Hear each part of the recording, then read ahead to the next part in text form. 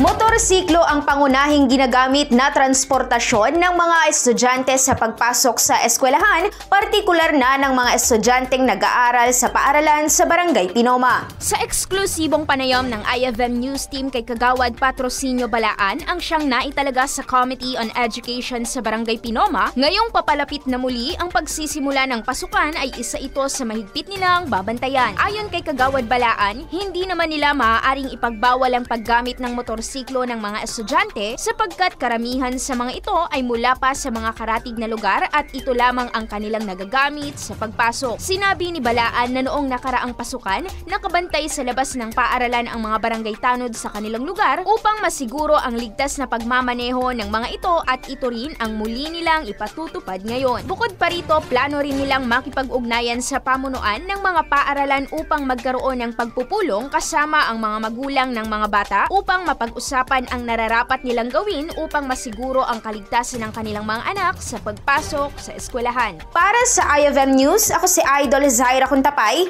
Idol!